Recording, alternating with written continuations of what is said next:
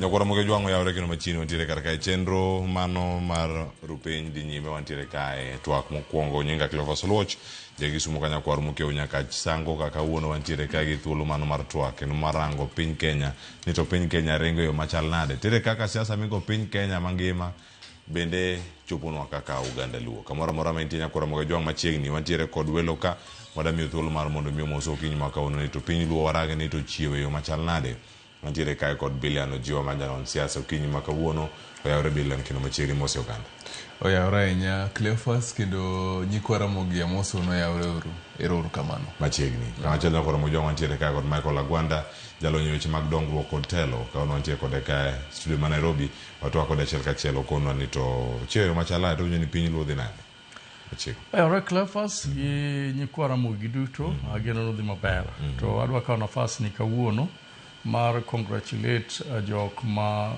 graduate kawuono nurses wa jok maritowa kawuono gi graduate over 2,000 of them Kasarani ta ahinya nyathina moro bentie kanyo iluongo ni Maslin Opondo mane wapuonjo kendo nyathi nyamera she's among those people ma they graduate kawuono congratulations to all our graduates ma KMTC tadwa wacho kama kativo mano ni daer ni KMTC o devolve graduation gi. Gimomiyo wacho kamano en ni one-tier devolution system. Dwaer ni jok mawuok Migori kaka Maslin is a nursing student mawuok Migori ni nyaka gibi mana graduate Nairobi ka. Mondo waket Kenya mondo ji ong'e Kenya en ni jok ma ne usomo Migori ka ma jomoko bende wuok Mombasa kadhi Migori ka parents gi owinjore travel at these counties mondo gine kaka counties moko chalo kwanyalo devolve a graduation mar KMTC to the counties kuma gintie no nyalo bedo maber mondo ji travel in this country ok ni ji biro mana Nairobi kende. Nairobi is too expensive for many people and I really think ni kokete counties go to parents kata ji mang'eny aneno ka nyimine ga no biro kato ni gibiro mana matin to ka jomoko inyalo ketie counties so parents mang'eny nyalo dhi kuro nyaka relatives mang'eny mondo gi celebrate nyithindgi katimo graduation be nyalo boost nyako hala ma be nyalo boost nyako hala be ma county koro onge tiende mondo wakaw ni jok mowuok Migori Kisii Mombasa MTC mantie Kenya ni gibiro gitimo graduation Nairobi gino winjoro loke mondo ging'e ni we are in a devolved system and that devolved system en ni graduation owinjore time counties kuma nyithindo go some which I think is very important. Bende kaka itime mbalariany mamoko bende mana kamuntie kacha weche mabujo ni mbalariany duto matimo course ma agriculture biro graduate bono kende kata wach ni JKUAT kanyo kama gintiere duto eni moro monego bene rango Billian momori e jumani eni ka unontie ka chieng' tich ang'wen gik mathoth osetimore kar kae momori gi moko mori gen mage nya kirango au siasa kod mamoko kachako kod gima komora hinya eno yanda awinjo report mo Kaluo wach maru kaka piny dhiyo sani ji no puro koth otamre chwe koro ntiere kech ma wa expect gweng koro mane gima komora hinya to poka winje ka leaders nyaneno ka leaders ma North Eastern osechako raise wach mar mondo wach maru chieng' mar yenyni obed declare kaka national disaster to wan kamier Siaya kama okie odomothirni kabisa mang'isre in the next 2-3 months dhibedo kod kech maduong' lakini poka winje ka leaders mag obiro kamrachiel mondo chak address issues ni kapodi okochopo kang' mano koro mane achiel kuom gik ma okomora okang'eyo momora bende kaka owadwa wacho abe antiere kod nyathi ma from Mathare mono mapuonjo ma bende graduate KMTC yande ntiere Mathare mental hospital kaka nurse koro mane achiel kuom gimomora nyathi maneno ka dongo from katin kama kawuono gokinyi oro na picha videos mag Kenny gowns mag results alafu toketo wende magalagala wachoni we've made it so mane achiel kuom gik momora gokinyi makawuono project park ne jogo duto bende ma kaone dhi sidnegi osimbo kata ogudu mano mar kondo mano mar somo wacho ni en tich moro maber ahinya ma bende gisebedo kacha ka gitimo odong' matinda penja Billian en ok omor wacho ni gik momora tin ahinya kama ntiere kar kae Michael Agwanda momori gi moko mori jumani Adwa chako gi moko mora. Nyocha neno ka jo Kisumu owuok ka giwacho ni wanga masko. Aneno ka jo Siaya owuok. Jo Migori bende aneno kowuok kawacho ni wanga masko. Kendo giwacho ni wanga gore gi PS Raymond Omolo, Dr. Raymond Omolo, magi odwa mana negi. To kok nego to ni mondo gole tich. Ema giwacho kanyo. Kendo gitiyo gi weche madongo mapok adwaro nwang'o. Adwa wacho comment achiel. Ni adwaro ni joluo opar ahinya. Ni dhao madwa wuok e kind Raymond Omolo gi wanga miwacho ni wanga dwaro ni mondo gole tich ni. Adwaro ni par history mar joluo. Mokwongo adwaro ni gipar ni Oginga Odinga gi Tom Mboya notimore nade. Mar ariyo adwaro ni gipar ni to ng'at miluongo ni Ongele to Gambala notimore nade. Adwaro ni mondo gipar weche mag Robert Ouko to gi former PS be mane iwacho matho be nowuoke. Adwaro ni jogo par gik mosetimore ni joluo ma joluo iketo ni gidwa gore kendgi kato gine maginyore kendgi. Daher wacho kama. Tij Raymond Omolo en tije. Kogole kanyo onge garanti ni biro ket jaluo kanyo. Koro igoye nang'o. Mano gima adwa wacho. Gladys Wanga be nigi tije, embo tima tijego. Kila ng'ato timo na tije. Kik gilawre nikech kaka ma isechako ni gidwa lawre e luo land to gin joluo duto wane mwadhi hinyore. An dakwa ni mondo sobriety obedi. Weuru Raymond Omolo tim tije maber. Ok ni gole ni dwa goye. To kapar ni ene ng'at mokwongo mosebiro ni nwagoluru Raymond Omolo. Igole nang'o. To jogi be jok matindo. Ang'o ma mono kila ng'ato wewe ng'ato mondo ti. Raymond otim tije. Gladys Wanga be otim tije. Ok ni gigwandore. Bedo Raymond Omolo ni ogole tich no. Kakoro wawacho ni mane gimodwaro. Ni mondo Raymond Omolo ogole tich. Bro miwa chiemo mang'eny moloyo mwachamo sani. Bro kelo kuon mang'eny on the table moloyo. Supremacy ok many ni nyaka wagol ng'ane koke wabed gi power. Supremacy mar joluo will decide ni ng'ama bro bedo supreme their kingpin. So that is not there now. Sani no kata ka honorable Wanda be wacho ni embo dwa kawo luo elders te mondo odhi dala ne mondo wach ni ene kingpin. O kamano. Osidhe ni ene kingpin. O kamano. Gini ok timre kamano. Gini en tho gi gorruok ne jopiny ma jopiny wadi mawach ni in emitiyonwa. To ok ni wagol ng'ane mondo koro ane madong' kanyo. An mane gima nowang'o ya kabisa e wigni. To mara ta kwano ni joluo mosebedo kadhaw tinano ka tho e mosebeti maber ok osebede ahinya. Dakwar ni gino dog piny. Weuru Raymond Omolo tim tije, Gladys bo tim tije mondo kila ng'ato ne gima jomoko timo. To wabro bedo gi kwe matin. Last but not least, aneno gima osetimore maneno kawuono. Aneno gazet mondik ni Bijiwe dead or alive quote dwaro mondo ng'ine dodhi kanyo. Nadwa mana wacho ni tij investigation winjiro bede maber Kenya ka. Gini ok en mokwongo. To dakwa mana ni investigation matimore miluongo ni homicide investigation owinjore omiye pesa moloyo gimoro amora. Mondo ng'ata motho e Kenya ka wabede gi report ni mae gima nonegi. To kane jomoko negi kata olal kode ni wabede gi report ni mae gima notimore. Aneno ka JF Kennedy in America nyocha ka Trump owuok ogolo report. Nyiso ni report gi owinjore obed ni gintie to konyal bedo ni gintie ka homicide detectives okobedo funded well makato bedo han mana 100 years wadwa ng'eyo chieng' moro wadwa ni ng'ama nonego ng'ane to nodhi kanye nikech mane mabedo bring miluongo ni closure. An mano e gima dawachi ni wafanduru DCI gi homicide department. Waketu homicide department mane tijgi mag ng'iyo ni ng'ama otho to ng'ano tho nade. Wasebedo gi tho moko mag politicians in this country. Tiwinjo ni nonwang'e kachode wach norumo kamano. Kata obed mana nonwang'e kachode nonege ng'ama onege nowinjore onege. Iwinjo gima wacho. Gima wacho en ni jik matho e Kenya ka owinjore obed investigated mondo get closure to this. Ahinya anado mana wacho ni gima morgo this week en ni Nyasaye omiya ngima kendo ayweyo kendo family na dhi maber ni to jondhiwa be dhi maber. Nyasaye mondo obed gwedhu jokanyanam.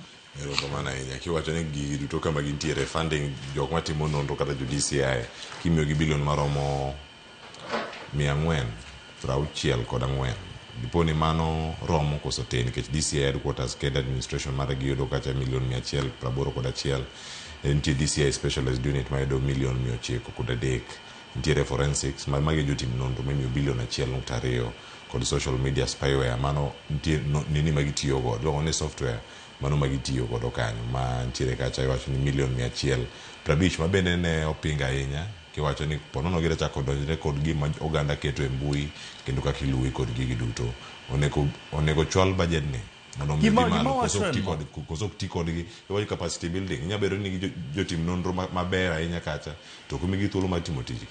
Adwa kawo example mag pinje maoko. Ni example mag pinje maoko nitie jok miluongo ni homicide department. Mano ng'ama en tije en ng'iyo wach tho. Wanyalo miyo organization kaka DCI pesa mang'eny to pesa go tiyo mana gik moko ging'iewo mtokni gichulo ji gitimango to homicide department en ng'ama mane tije ukinyi kukinyi ni ng'ama ng'ane no tho nade to miye case kata riyo kata bich kata par odwa tiye nyako tho ok ni kawuono wagole koro watere Wajia kiny wagole watere Kakamega kiny wagole en Kisumu no mai tiji ng'ani nyaka waket homicide department obed domicile within the counties en ng'at ma kochako investigation ok obed interfered go mai kumantie to kodwaro pesa mar menyu kata timango imiye pesa ne go mondo titije maler. Ero kamano nyang'eni Billian gimoro midamedo kotana kod ywaruok no mano mar Wanga kachiel koda ka jogo ma kacha kod Raymond Omolo tang' ariw pachi kod paro mar wakili Joshua Nyamori bang' wasewinjo sigana machalo kamae mano mantiere kar ka gigi duto biro kaluwore kod report manowuok gin tok yiero gigi duto nomuoch ka tok yiero ka ji obedo joasik ji duto ne waloso kako to rekod mag Wanga kogole apisi mano mar migawo mar pur olorne dhot kaka nolieko wasebedo gi twak kabila gi to tok mane iwacho ni ero chaka gima weche koro muoch kendo gintiere oko wadawinjo ne report manogol kod riwruogno mano mar ILOG kotenore kod yiero madundo manotim juma mokalo ni to bende nochal nade kaeto bang'e ka ng'watwak e wiye kanyo ang'ayudo paro mano mar Billian Ojiwa kachiel koda ka wakili Joshua Nyamori ma bende osedonjo e studio wawinyane sigana ni. ILOG lipodgi mayango chal mar chenro mag yiero e gwenge 22 manotimie yiero madundo pachoka wacho ni kata obedo ni duoko mar yiero noyudore e kinde mowinjore tungni kod rem makagi kacha to nokwako yiero no madundo. Lipod ILOG lero ni ne nitiere lweny bwogo jopiny kod gajruok mar duond buche loko dwaro mar yiero manotim pachoka kendo chiwo ranyisi mar kar chung' od bura makasipul kod Malava. Gilero bende ni mibadhi kokalo e nyiewo jogo ombulu donjruok mar josiasa e chenro mag yiero ka gitiyo arietha kod mwandu jopiny kaachiel kod weche mag miriaso e wi yiero mag yango ne fware mbui e kinde yiero nokelo lokruoge mamiyo yiero manotim obedo kod kidai. Reports indicated clashes between rival supporters in Kasipul, in Malava, in Mbeere North, in Nairobi and in Machakos. All this during the campaign period, which was fueled by allegations of monetary inducements from different political camps. There was a concerning presence and active involvement of high-ranking government officials. ILOG wacho ni ne nitiere donjruok kod chenro mag goyo mbulu moting'o kawo tipo mag oboke mag goyo mbulu kata obedo ni tiyo kod simbo ng'we yamo e kar goyo mbulu en ataro mar chik. Gichiwo luoro margi e medruok mar joma ne konyo ji goyo mbulu kod bedo mar joma chik ok opuodho moting'o nyaka josiasa kod joma wachore ni gino bila e kuonde luto mbulu ahinya to e kuonde chung' od buche makasipul Malava kod Mbeere. Voters were seen photographing marked ballot papers, undermining the secrecy of the vote. Unauthorized persons were allowed to access the polling stations without the required accreditation badges. For example, in Malava, examples are Malava, Kasipul and Mbeere North, where this was noted. ILOG dwaro ni obila unon timbe njore duto mano neno e kuonde goyo mbulu kochakore e kinde campaign, kinde goyo mbulu nyaka sa chiwo duoko kendo jogo ma oyudi kod ketho mar lweny kod bwogo jopiny kaunegi ondamo mager mar chik. Investigate reported incidences of intimidation and violence and ensure accountability. Action to prosecute those found guilty should be expeditiously undertaken to mitigate against future repeat offenses. Gikwayo duol matayo yiero e pachoka IBC mondo wit oko nyalo mar kwayo mar duond buche kod jochung' mabuno chike mag yiero kendo gikaw ting' mar yiero kaka margi kaka katiba olero kendo kwayo jopiny mondo kinde duto chiw lipot e timbe manyiso nok mar arita kod chiwo asoya ne jogo ombulu. The Commission working with other relevant agencies, should in future disqualify both political parties and contestants who are guilty of electoral malpractices. These include perpetration of violence, use of public resources to give unfair advantage, and voter bribery. Dwaro mar ilogen mar duol mar IBC, duond buche, tenda rita kwe kod jopiny onywak lwedo kanyakla kendo ne ni chike duto mag kampen kod ogoyo mbulu orit makare. Elections are local activities, and when non-residents participate, this is deemed as interference and succeeds in creating an intimidating environment for the voters.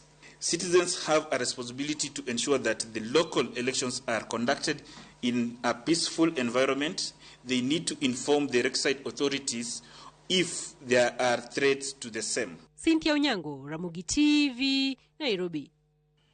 Wawinje kanya kwa Ramogi Jwang report mano toki yiero mano madundo. Gik mathoth te kaka wacho mokwongo ne nitie mibadhi moko kuom kuonde mano goye ombulu. Mano kelo duoko ma opogore opogore. Ang'eni mano kama ne wantiere kachiel odhi yudo thuolo mar twak ewi yiero ni madundo, to mana kama wantiere kar ka yud wach kawuok kuom wakil Joshua Nyamori kar wacho mos ogandawa tembo miya ane maber gi marach ni mobede jumani kachiel koda ka paro mano ma yiero madundo. Kotieko kuonde kwa biro Billian to bir Michael Ben.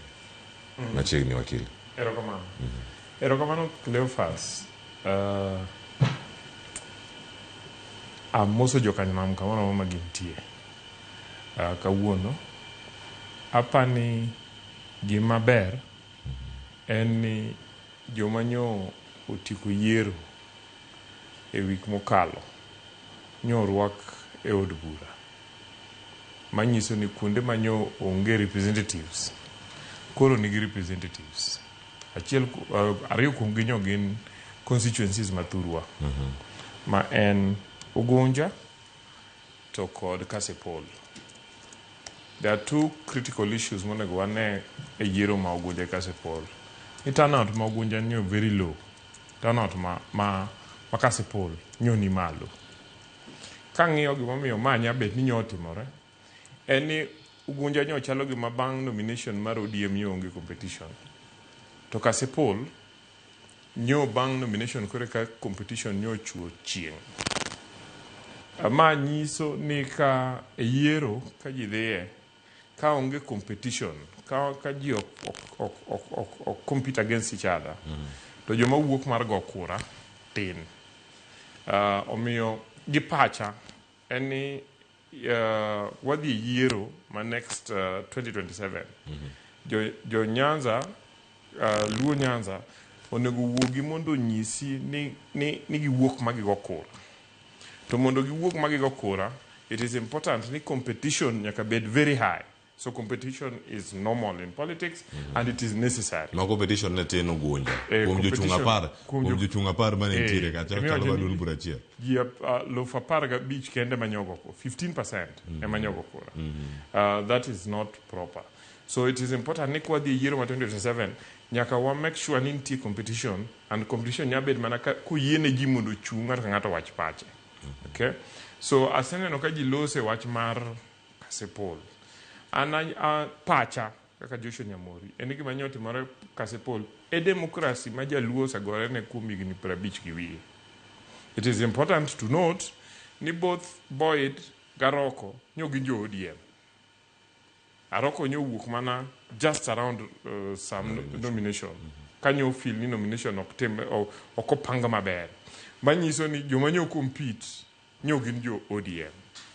So I am surprised ka winjo ka jomoko temo wacho ni kia ni nyo jo UDA compete gi ODM. UDA gi ODM no winjore ni gine broad-based government. And broad-based government ni giwinjore ni nitie kuonde ma ODM ok dhi chunge ji. To nitie kuonde ma UDA ok dhi chunge ji. E Luo Nyanza nikech kwayo mar Jakom Raila Amolo Odinga.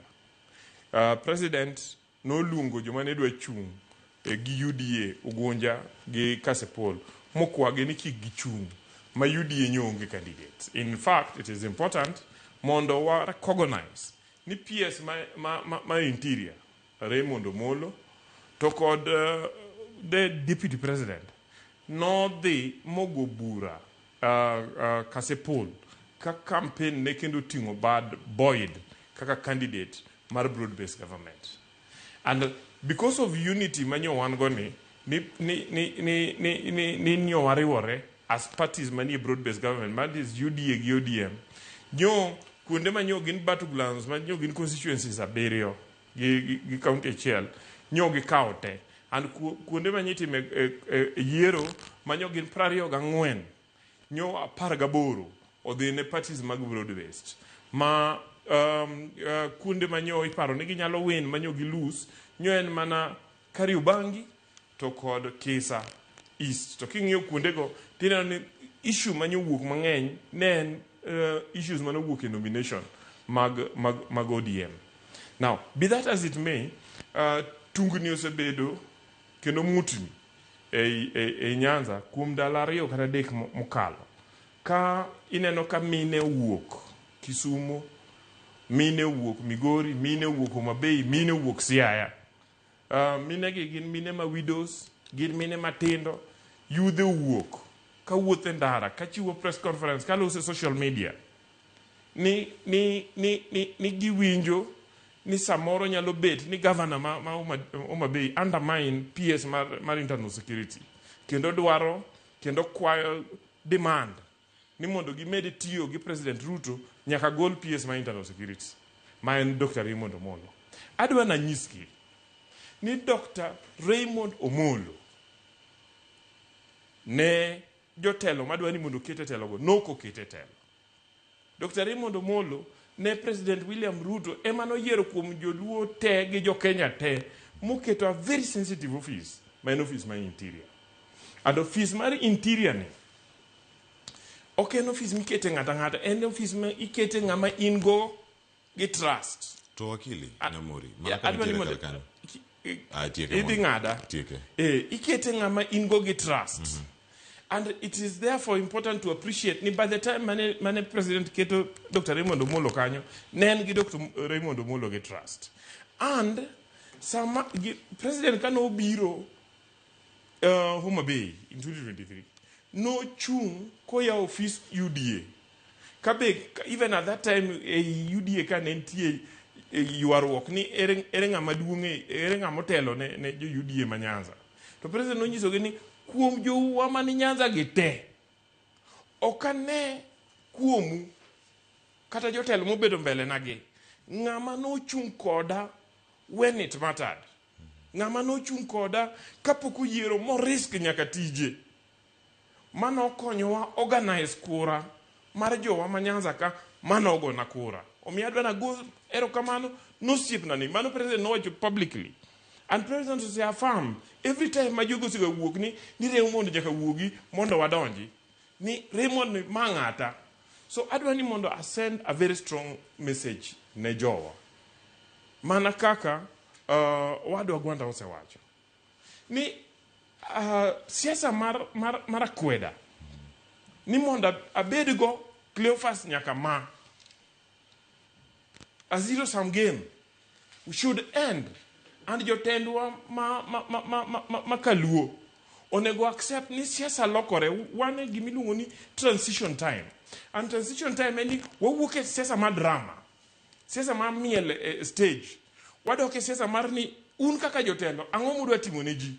And gimomiyo ineno ka mine ka gi yudhe ka gi Nyamori gi widows ka Nyamori gi Raymond Omolo en gik mosebedo kotimo negi, apart from improving security, gi organizing kaka administrative structures omedore matimore office, osebedo kotiyo gi mine e weche mag ute, yudhe weche mag ot. Nyoro wach kipande okine ka jotendwa tiyo nyaka nyo Dr. Raymond Omolo wuok masani kipande ichiwo makata nyo in nyatike mama moro ma almost 70 years old nyo mi kipande kapok no mi kipande. Mage gik mwadwaro mondo jo obed gi stability, mondo jo obed gi claim into the economy. To wakili mana kan angadi karkany mar mondo midwok ma pio mondo bir Billian karka wach ni muoch kowuok e boardroom koso wuok e rally moro, ng'ama no winjo ka pogruok e kind jotelo ariyo gi mienjo e lela, koso en wach maliekore ni ero jatelo achiel ok tiyo gi machielo kama gintiere. Sano loso kuom governor kod PS en dongruok kod siasa ma Kaluo mantiere kar kae. En wach mowuok maling'ling mowuok e bodru moro, koso ng'ato wache liel moro, koso ng'ato wache rally machielo. Wach ni oporruok go mana nyoro emo ne oga mine ka mine ni streets maka chok kacha ka gidonjo town ka gintiere kacha. Wach ni owuok gi kom. Adwa ni mondo ing'e Cleophas. Ni kichwako mach gi yien e ot,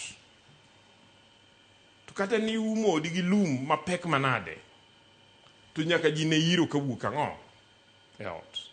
Okay? So wach mar dwaro ni mondo ogol e tich ok en wach manyo chakore nyoro. Okay? But en wach ma sani wacho ma ni president mondo mi condition. Gima dwa nyiso jotendwa go be. Presidency ok inyal miyo condition. Okay? Rigathi Gachagua nyote momiyo president condition. Ochopo go kanye. Gima jaluo dwaro sani apart from gima se wacho no. Eni jaluo ok ng'i ni ng'ama dwa telo ni jaluo ng'iyo gimonyalo yudo e telo. Okay? And so we must build partnership, and the only way to build partnership en nyaka wabed gi stability in politics. Ka wadwaro ni mondo wayud gik moko from William Ruto, wabe nyaka wamiye assurance ni wan kodi in the long run, ok wan kodi, ok ni wan kodi sani to wanyaga weyi. Okay? Ka wanyaga weyi, ang'o ma mono jomoko moyie bet kode for the long run duongo mondo kaw space ma wantie. So anyiso jowa ni mondo wabed strategic. Okay? And siasa mwade dhi goyo ok en siasa ma jotelo madwa miel nwa stage ka.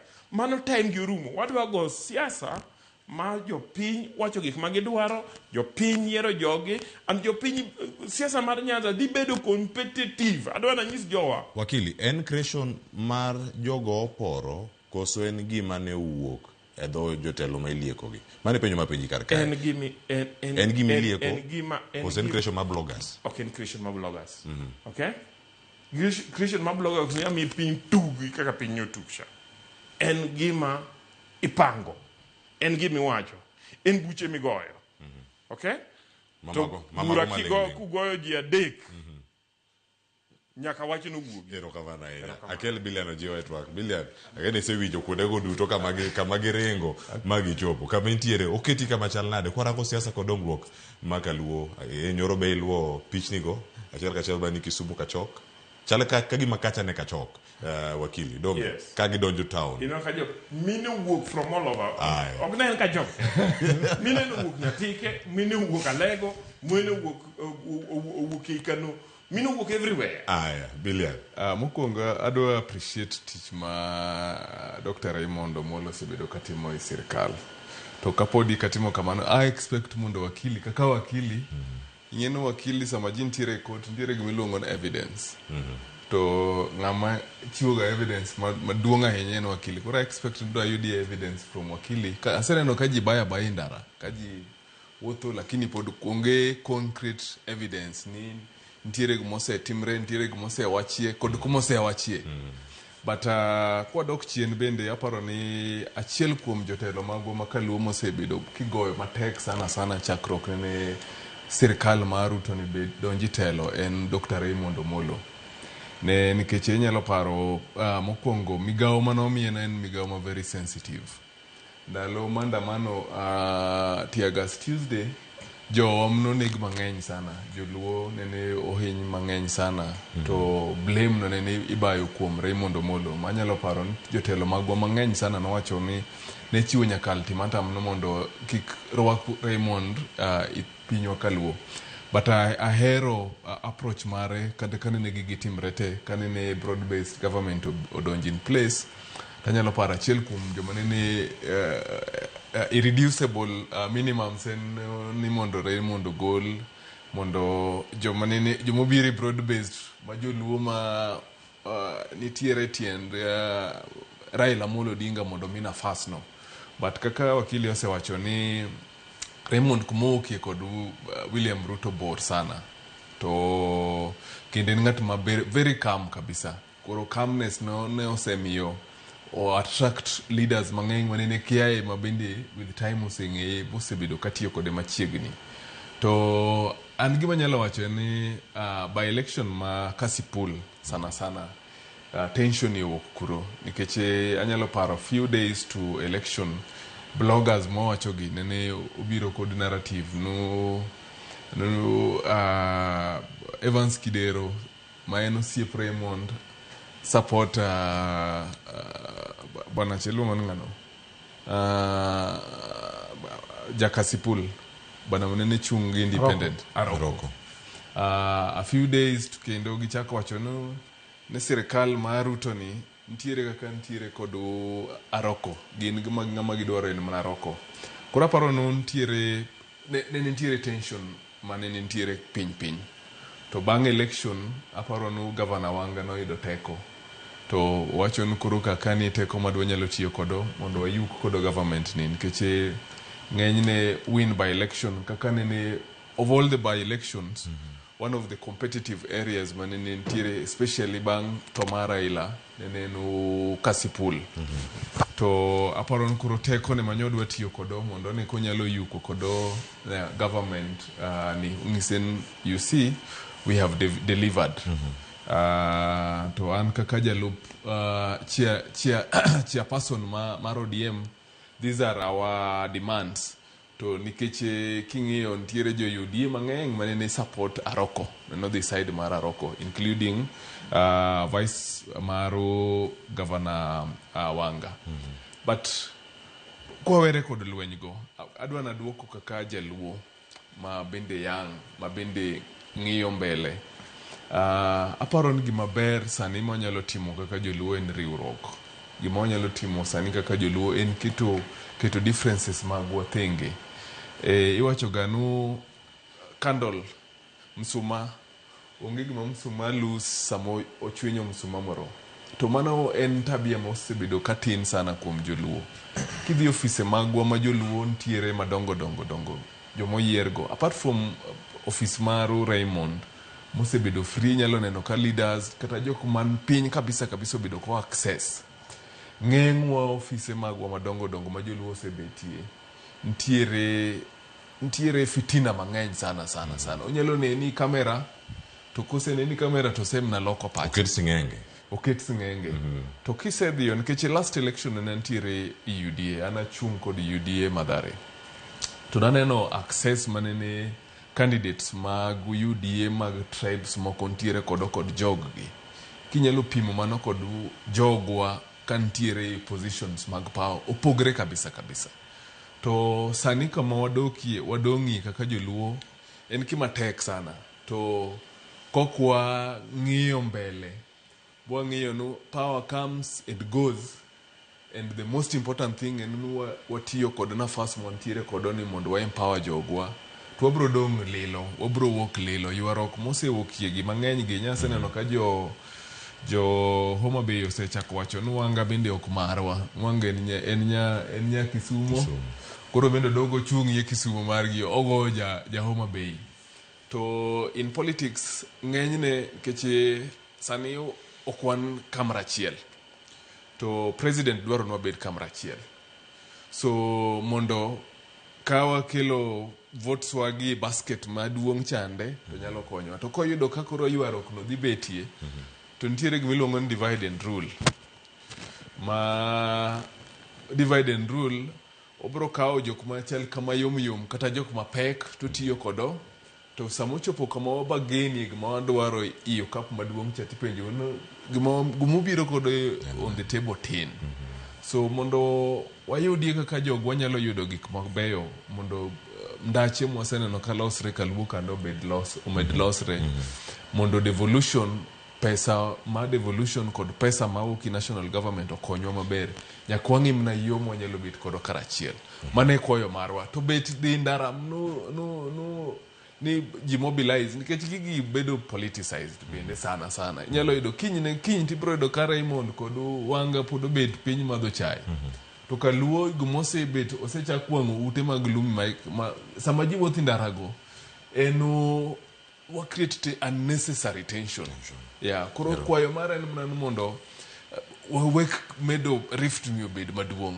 nikech jodongo jotelo nyalo bet piny bulos jopiny to kosetamre the next time mawango dhi Kisumo tichako gone koko next time odhi Migori tichako gone koko and yet nene jotelo gi osebet piny bolo nini koro kwayo jo ground ng'eny giluongo yudhe ma i ground madwa ng'iso jatelo nudong wewe suliona gin tiere joma nyose kao video tu kao piche oron Raymond to sunaona huyo mama lazima ajue sisi mago kudhi konyowa. Anyalo kwayo Raymond bende kaka a honest, a humble, leader ma nyalo nini Ojiwa yudhe ne gongis gino tuwache hiyo te unnecessary tension.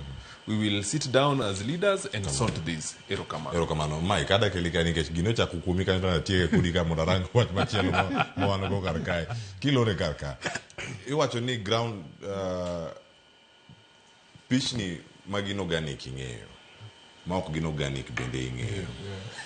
Assessment mari odiochieng' manyoro gima nyalo bedo ni otimore ma ineno kacha pitch ni gini mbui kendo wan kod kachiel kachiel nitiere gimoro ma chal ka gima emotions ideket e twak mora mora mantiere mariwo jotelo ariyo mwalosi kawuono gi ahinya kwarango dongruok ma Kaluo jogo mantiere kae ma diro kampen nikech mokwongo pok wawinjo kama wachni obire wachni gima wachore mana piny pok wawinjo jotelo gi kowuoyo e wachni machielo maka ng'ato ni kod video to nyalo miyo to kete mar Ramogi TV kaka wasepuodhe ni en mano mar adieri magi jok ma bende nogo kampen against ODM yiero makasipul tidhire kod kondegi duto bende iparo ni en gino mane kare ka twak maka madhi nyime kinde ma oganda wacho ni nego bende gitiyo kamoro achiel ahinya jogo ma bende nodhi ataro gi dwaro mar jatend piny Kenya William Ruto mondo mi gisir candidate achiel mar ODM mantiere broad based mano ka orango yiero makasipul. Mokwongo adwa wacho kama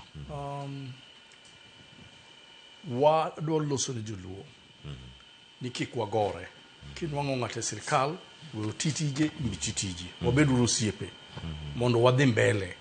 Nyamori nowacho gimoro jaluo dwaro gima ginyalo timne gi sirkal. Jaluo sani ok dwar ni ji dwa gore taneno ka ji dwa gore for no good reason. Wacho ni pichni mane nitie mbui go gin organic koso gin organic. Nitie moko ma organic nitie moko mane gin arranged. Anahero wacho facts minyalo neno to bedo arranged nikech one of those individuals wacho kia jok mare mono molo pidho mano en organic.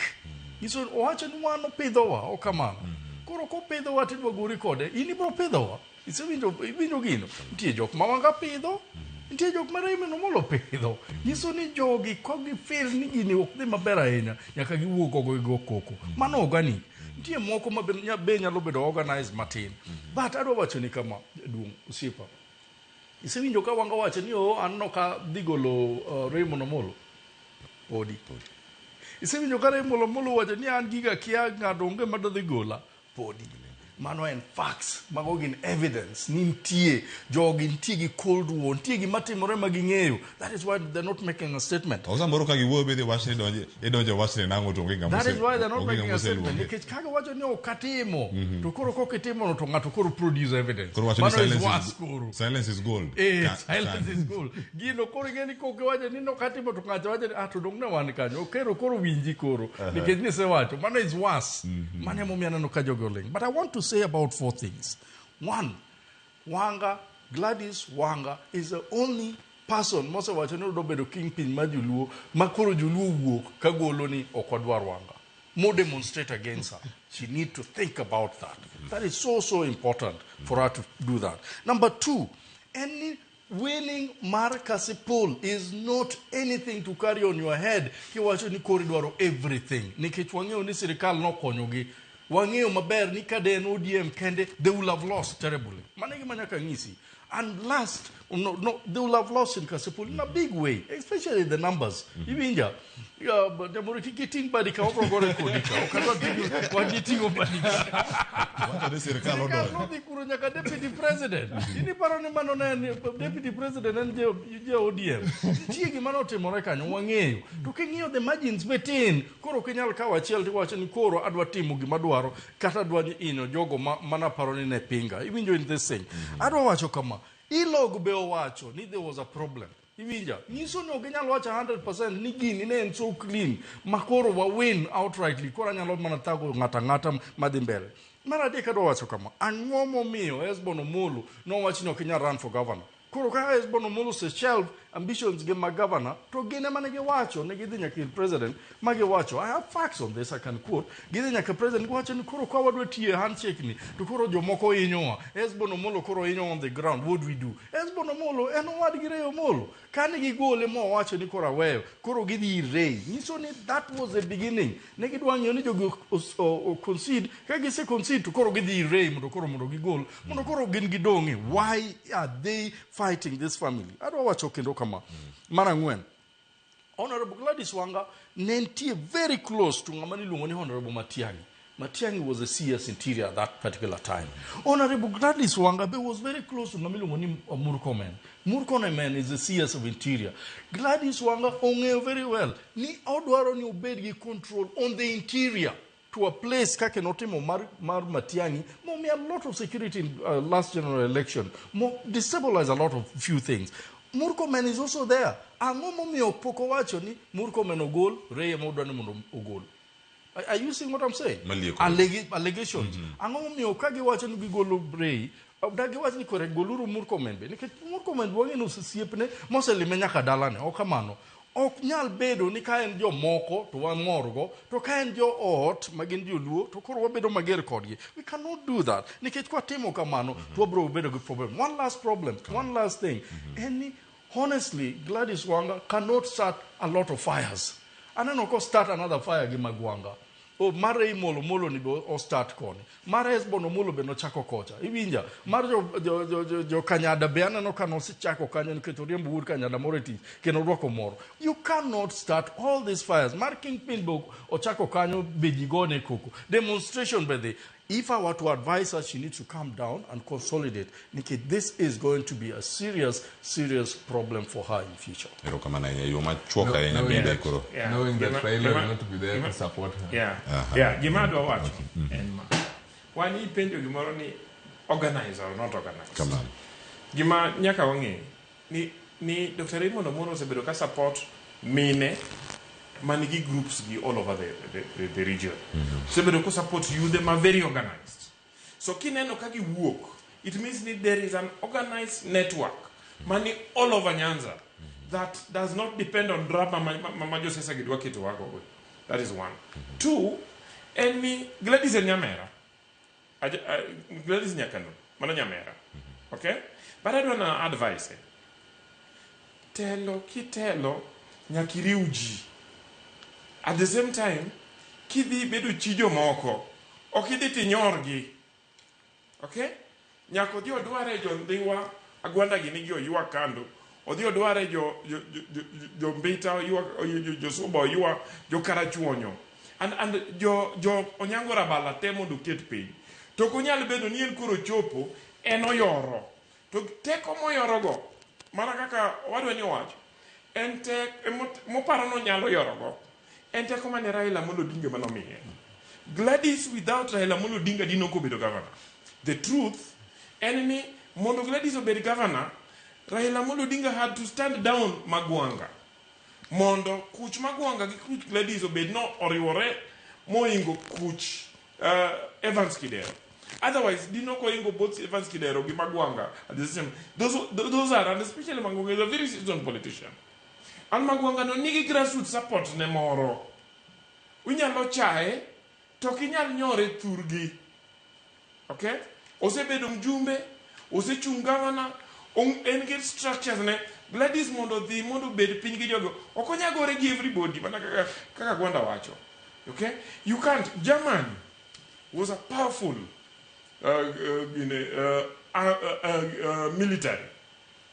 To Germany, ka Hitler will make a mistake, or walk, or they attack England. But at the same time, or they attack Russia. Some attack Russia to North Africa. They'll go and win North Africa. Look at no the group. To Italy, don't tell me dictator my Italy. Ultimately, no collapse. Gladys do I decide no one. Take on the Raila Amolo Odinga or nego Gladys of Nyabero. Nikata Nyamori Thurua. Gladys when you're getting a Madibe assistant chief to Gamadibe MCA. Kisumu town Manyata Kamadonge. Gladys do I decide no Gamadibe MCA, Gamadibe assistant chief. It can't happen. otim tije manyo miye kochopo to dhi ir jo Homa Bay to ng'e ni jaluo ok dhi dwaro piny anymore. What jaluo needs en jotelo matiyo. An mondo jotelo gi oti nyaka wabed gi stability e relationship wa gi sirikal. Mondo washwa sirikal ni wamiyo gi partnership at the same time sama gi wamiyo gi no to wayudo gi ma wayudo to watero ne jothuwa. That is all our people need. Drama magidwa kito no giae. That is my Omeri loso ka elders apar gariyo mar Masai. Billian da meduka. Watch ma Kingpin o jose o bro mi o Kingpin ki kubed go boka. Kingpin jawab Wanodoro service. Raila no kodwaro Kingpin malu. No kodwaro. Raila no dhi ogore ne luo ma okumba gi tong okotur okumba kogo chonge. Mono ka joluo neno kogore okukucho to kelonwa gik monya kelonwa eka joluo noluwe to kwanya bedo ni jomoko dwa ketowa ni gidwaro kia queenship kia kingship e luo land to gima gitero timo ne joluo to onge. Raymond tineno ko dio divide no administrative structures. Raymond nyo yudo opportunity kama thindo chikni 1000 bedo trend dhi Germany sani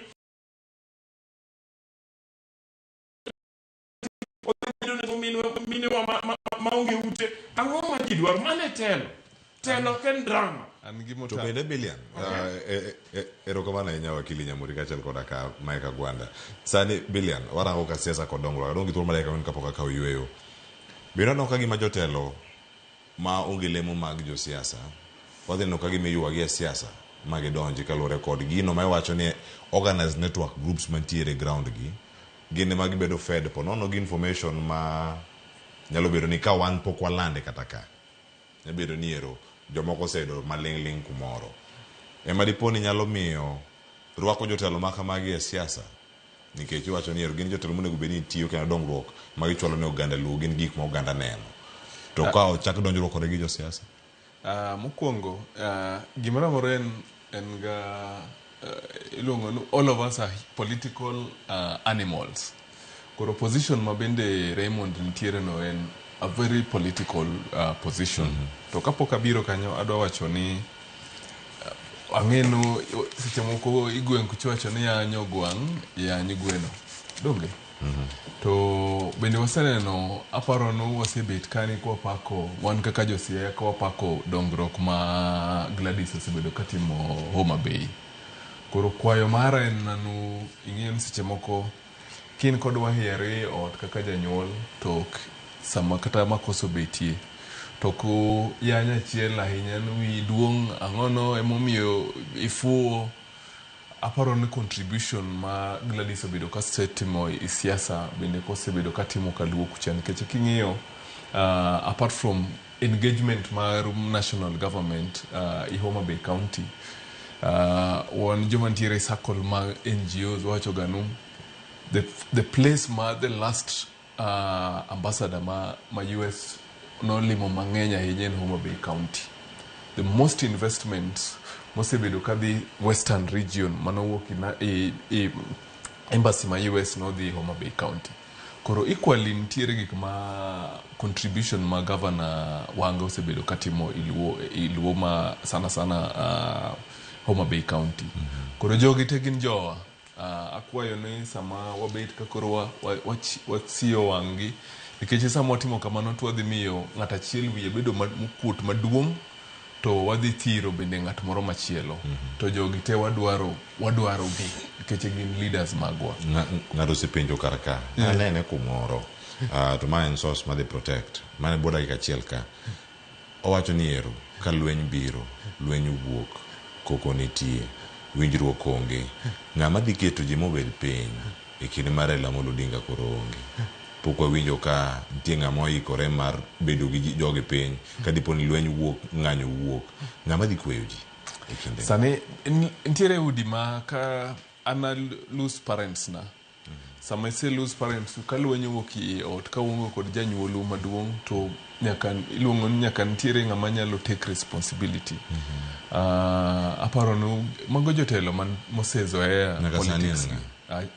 Aparo no Wanga kod Raymond for the interest mar joluo, for the interest of themselves too. Nikech Raymond kaka line dhini ibro na winjo nikech bende joge bende ground network moseloso chande joge bende osebedo kapimonu ama to pay Raymond akwe kingpin wetu. So siasa bende nitie kaka ywayo gaji nikech ka dhiti yudo ka jopiny ine mipamoni to kinyne kata kini jadolo waseneno ka jodolo bende weyo nyaka dolo ma jodolo budonje siasa. So nyalo bedo ni nitiere kod interest mar siasa. To interest no bende ng'enyne luwore kod kaka jopiny wacho ni jopiny wananchi ndio wamesema kama kaka josiasa wawachoga. To nitiere kod network mose build koro onge wonwa manyalo keto gi kamera achiel. But for the interest mar jogwa nikech sani wanyalo neno ni wange ma lose. But after sometimes blunders moko dhi timore to kumbe wanga alikuwa mzuri. Huyu Raymond ndio afanyi kazi vizuri na other leaders. Kuro manyi mna nafasi kaka ginyalo bet piny kendgi. Bugi wog buwachno adier ne ntiere ywarok matin. To kata mani ot jomonyuol majoremo man gre machiel bende ywarega. Wase yware wan differences mag waseketo thenge to wayie mondo wati karachiel. Erokamano. Adana ka uyoni masani to ka waduogo ngeno dhi bedo ka waloko tanga kendo angane siasa moko mantiere to penjo mango duogo godo ang duoka mana penjo Billian ngama deket jogi mondo mi obed piny kendo ka gimoro muoch ngama ne umi ngama ne luoko ganda mondo mi owuo sama wantiere ne en ogai mar ODM Oburu Oginga en Governor Gladys Wanga en John Mbadi Opio Wandayi luo Council of Elders ntiere kanye sama waloseni oganda mathoth penjo mathoth osepenji mathoth ahinya motere kod luo kitwa gi timbewa moko kaka wadonje kawuono to wakaw yweyo masani aduogo bang' yweyo kik dhi mabor.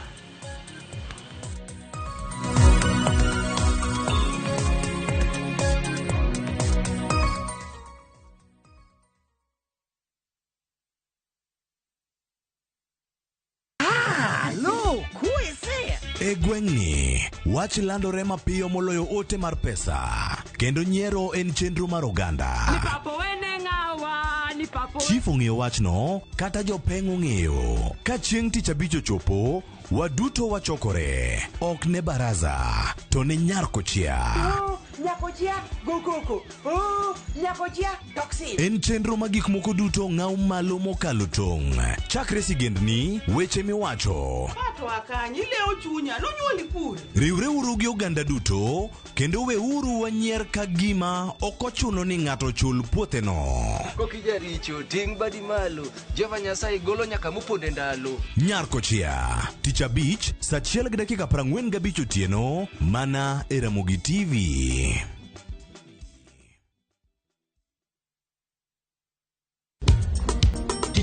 Ticha beach kocha kore saa 4 otieno nyaka saa 6 lakini ni mixes maliet kabisa mag Luo rumba Luo benda kache kora jawa maliet kowuok e ondamo 107.1 FM kar chuny Jaluo Amela na koni ni wangne ka wadok kocha nyaka wang joy mari mar Ramogi TV Lungani boy handsome Mandawea Roji bed and breakfast Lungani DJ Kolokolo instrumental Tokodan Solomon Atito Kafaya Gudi Kawa choni ma en Ramogi Night Disco Kete Manaka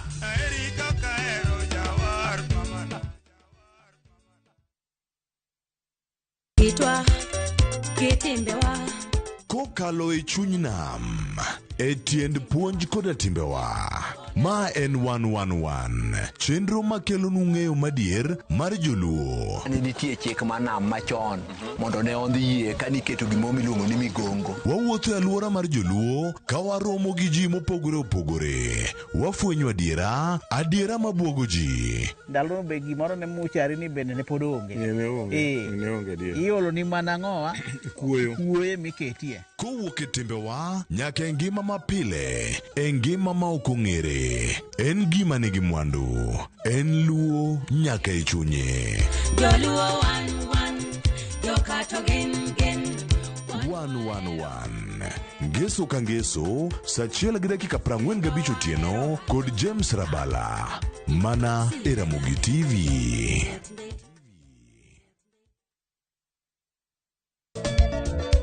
Machigni nyakoromonga jwange chenro mar ngoma owake.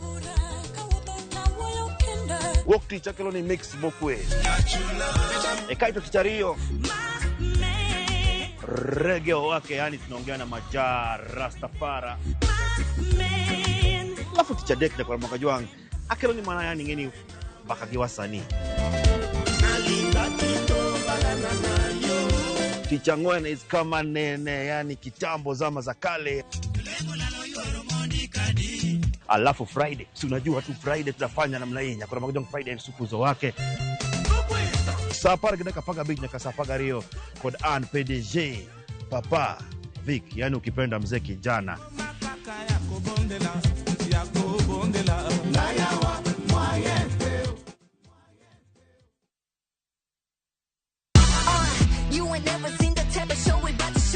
Nyithindo wachopo ikinde nyasi.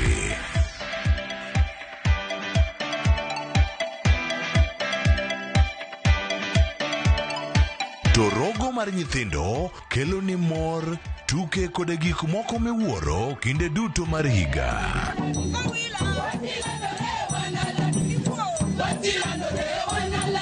Wan gi sigendni mabeyo. Jo sigana ganwe.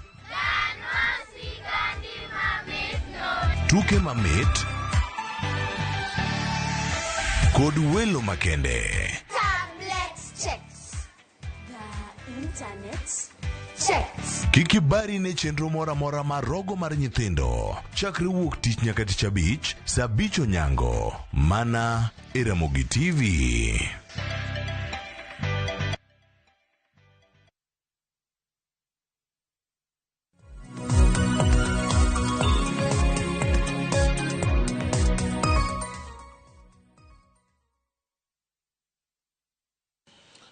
Nyakuna mugejwa machegni kendo chenro en mara rupiny wadhi nyime kadongi dakika matin ka to atieko chenro mabende wango karaka achiel ka pod warango kendo wago tarubini to jopiny wacho nade mano kama ntiere karakae mar mondo mi warangi. Ntie ote madonjo karakae Ruth Nyathi Ochieng wacho ni an kaka ja ODM amor ni mar wariten seats mago ma Ugunja kod mano ma Kasipul gi Magarini. Weche tulo manyocha wa witness ema kelo luoro. Wacho ni nyocha waneno low voter turnout Kasipul gi Ugunja, and this should be a concern. Jotelo ma Kaluo nyaka non gima omiyo gik machalo tulo makelo hinyruok nyaka non matut. Penjo maduong' ma oganda penjore ni joma idendo ni guns gi. Guns ok dendi. Guns emana gun. Kik idend gun. Ruth Nyathi Ochieng. Mana kama intie kanyo jok idendo ni guns. Mane okelo tulo gi to jok ne gin jok magi gini. To ang'o madini kel tulo bilago to siem wengegi owinjo bed ni kise vote to exit 2027 yiero ma Kaluo dhi bedo moridore ma jotelo ma ok otiyo ne jopiny mano ma ok oikore to nyaka dok dala. Aya oneno wake ntiere umoja inako wacho ni ODM leaders nyaka koro bed motang' mano ka ginindo to UDA dhi muonyogi. Erokamana nyakuom paro mama go puntiere karka angwa somgi sani nyakura mogejwa ntie sigana kae mano mara jalov jatend piny Kenya Rigathi Gachagua mano kane ntiere county ma Nairobi kae ka oloso kacha niere kaka ginyalo nyayo achiel mano mar oganda ahinya jogo mantiere e riwruogi mano mar United Opposition. Ntie maling'ling mano wacho karkacha bende angwa winjgi e sigana ne molosno ka kod Walter Nyambaga kato bang' waduogi twak. Eka olose log tich maduong' bura mar DCP e boma ma Nairobi. Romo ne okelo kanyakla joloch e yiero madundo mar juma mokalo. Jatend duond bura mar DCP Rigathi Gachagua okwedo weche mofuong'ore ni kweth ma keto sirikal tesre. Sani obarore kendo ni kod okak maduong' kotende kod weche pogo kombe mag kuonde chung' ute bura. E kinde Wiper Patriotic Party mar Kalonzo Musyoka kod mar Rigathi Gachagua mar DCP. Kalonzo wako na sisi kwa United Opposition. So tukisema United Opposition tutachukua hizi viti is a reality. And those seats are for United Opposition. DCP is part of United Opposition. Itapata nafasi yake na ni nafasi kubwa. Kwa sababu pia tuko na wafuasi wengi katika Nairobi. Ninyi wale mnajipanga hapa Nairobi. Wewe anza kuongea na Makuzo.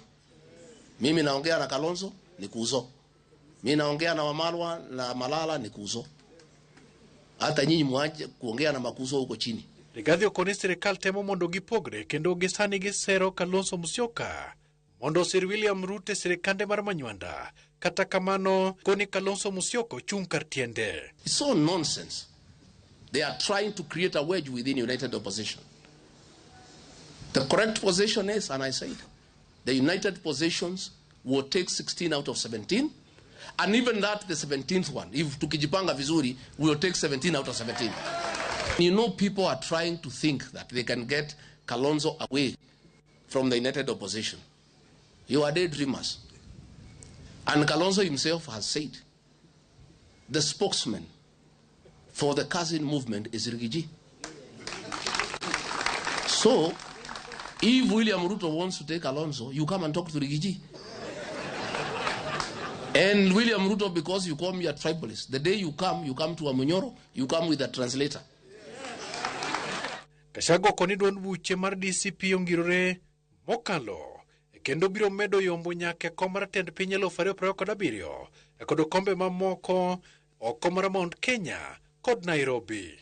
I said that DCP is in talks with Wiper and other parties in the united oppositions. And we have looked at the formula in Nairobi, regional composition, party loyalties, and past performances. And we have come to the conclusion that the united opposition can take 16 out of 17 seats.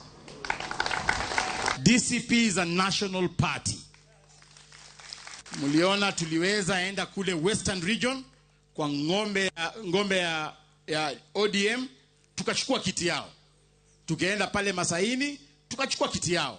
Na kuhakikisha kwamba DCP ni chama cha kitaifa. Gikwero tulo kendo gichiko mondo IEBC kanyakla kod bad migao mar obila otim nondo kendo mako jonjore maketho romo margi kinde ka kinde.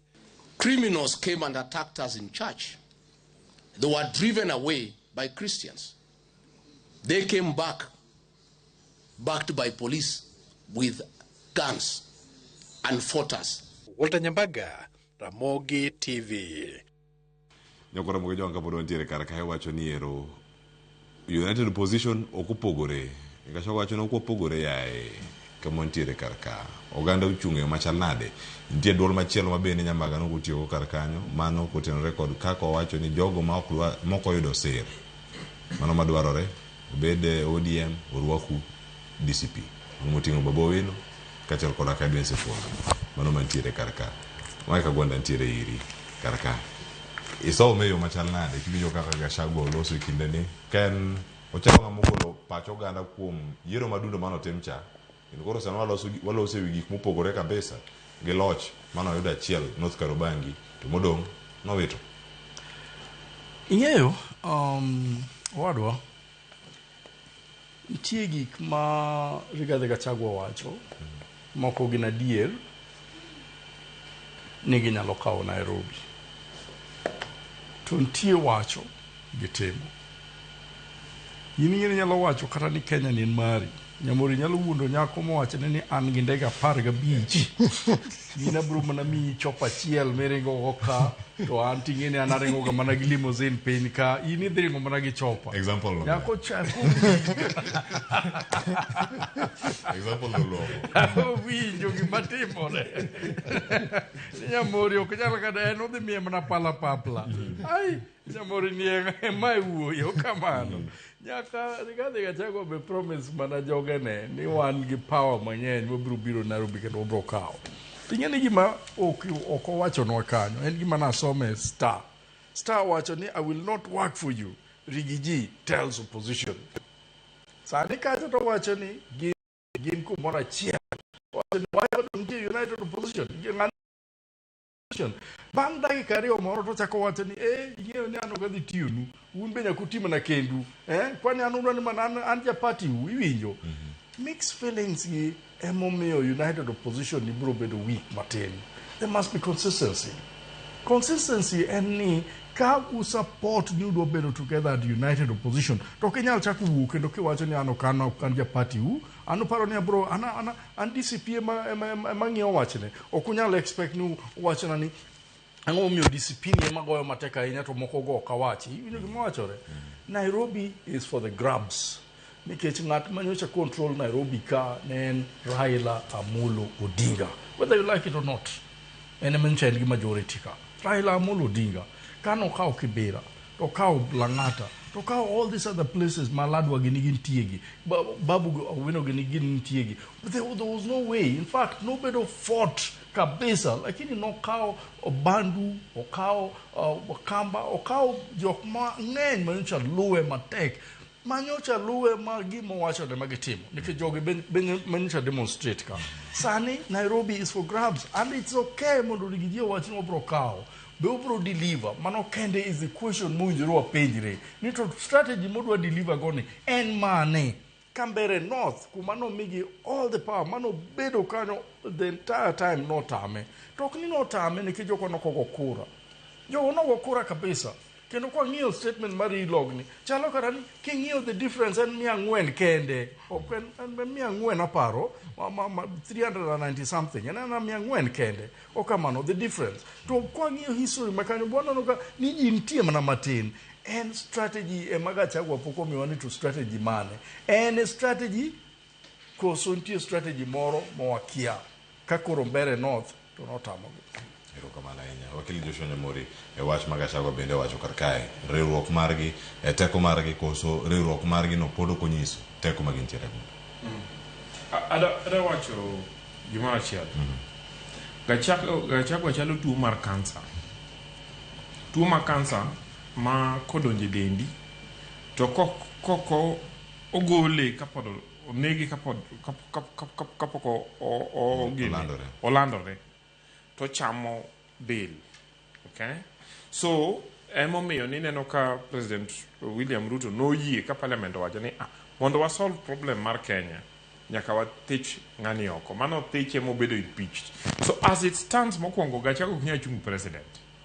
So en gima sani otimo en gi odwa no create kuche moro monya honugo. Mia an gi kucha moro ka e ukapu anya uso ni to time makare to emomi anyisi ni mukongo that is not right ngamuze bedo impeached ichalo ngama otere death row ki politically kech gimo kibedo impeached manyiso ni jopiny o decide and jopiny through representatives ke parliament and any public participation not him di indo kone gibede telo at all so kone go lose kata telo. That is one. Two, the message Gachagua wacho ni Nairobi onego ginyalo decide nyocho wacho ni gidhi kawe kaka DCP to DCP no wacho ga ni mar oganda gi manyiso ni mar oganda ma Mount Kenya kendgi sani kich koro nyo yudo backlash from jopiny koro loke ni United Opposition to kam nyo wacho ni margi nyo wacho ni Kalonzo gidhi miyo mana achiel girika 16 mano wuoro mano ng'ama ok nyal yiene mondo decide destiny ma Nairobi because Nairobi ni en mar wate. Okay? Now, ka answer question need to be strategy gine nya succeed. Adwa ni mondo wang'e ni wasebedo led gi propaganda over the years. Okuyu kata oganda mama sawa. Gin mana 14% of kura ma Kenya ka. Okay? Jaluo and 10% of kura ma Kenya ka. Waluya gin 11% of kura ma Kenya ka.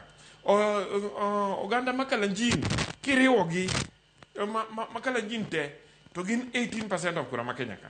So it is a lie ni oganda masawa gi ng'eny maloyo ogendni moko.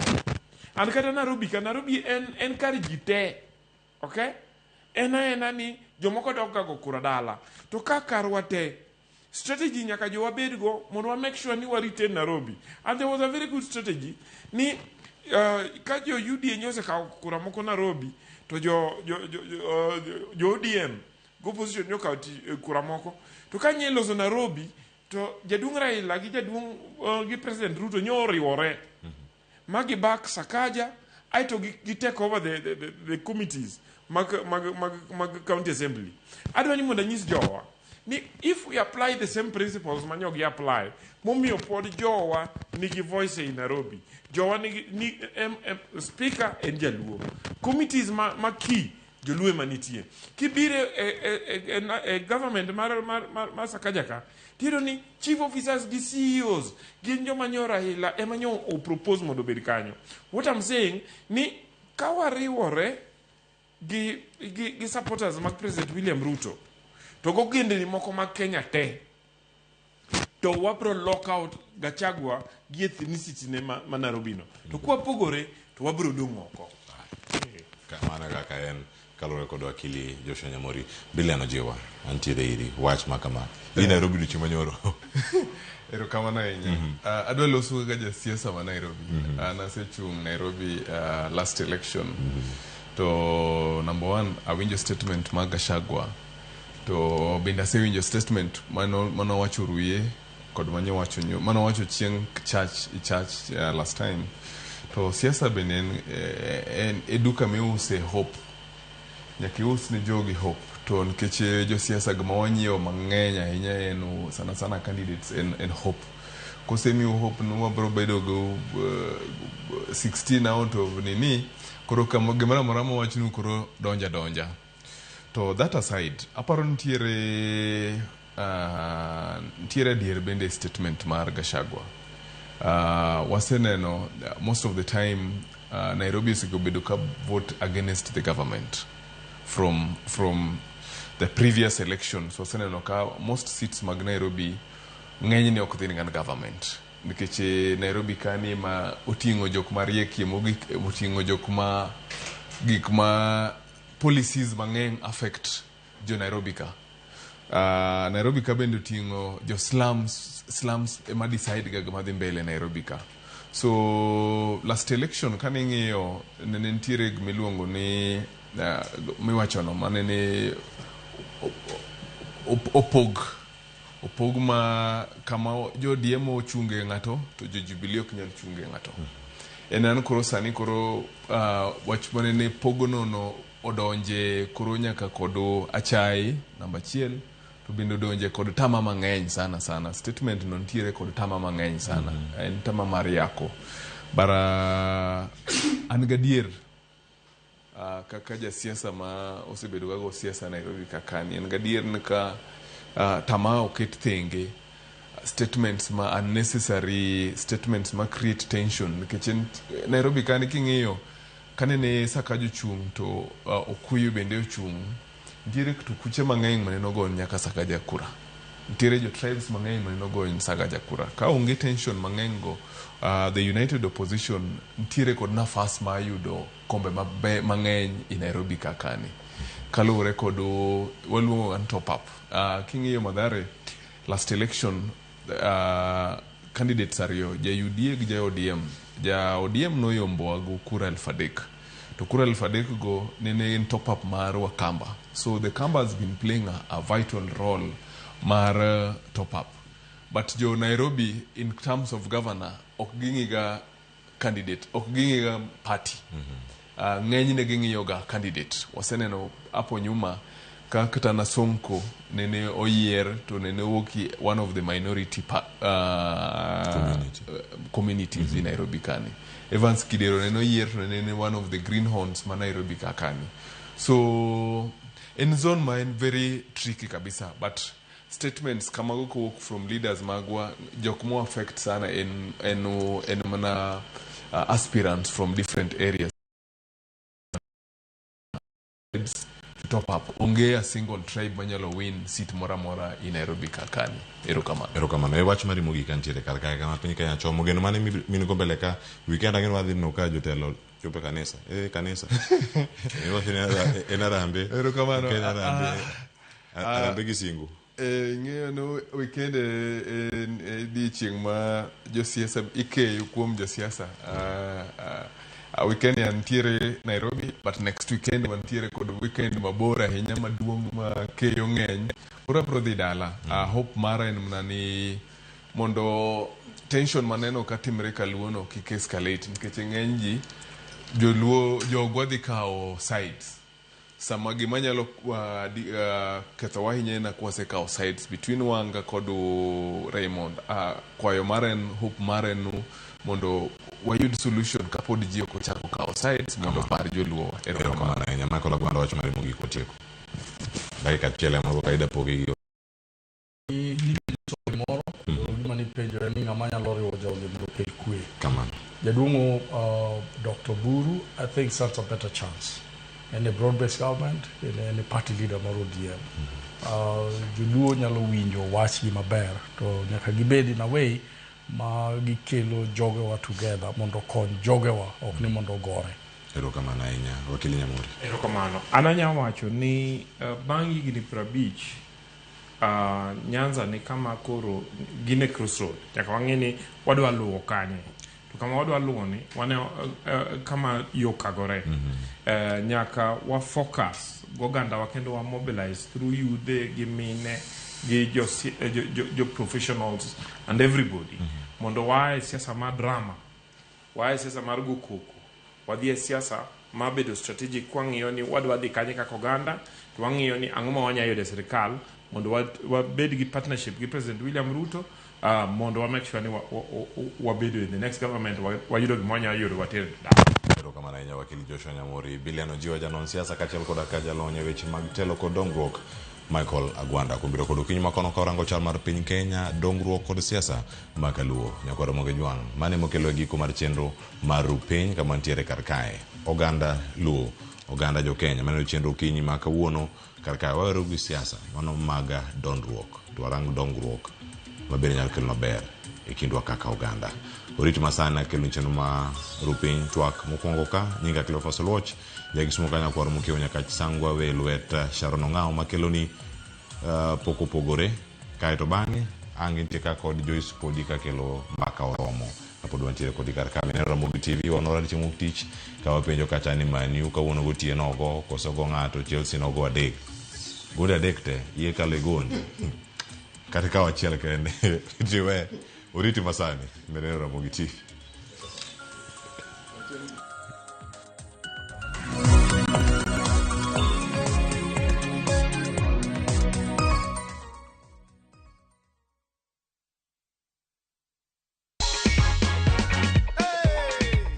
Ulisi aje vile uliambiwa tume. Nilisikia furaha. Ushauri nilishiriki na nikasita ndavyo sasa.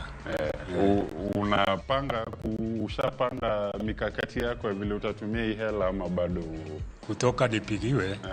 Sijapanga, lakini nikiipata ndio nitapanga. That is your check, kata si ujipange ushinde na view sasa. Unaweza ambia nini watu wa Kiambu? Watu wa Kiambu wakishiriki na view sasa wanaweza pata pesa.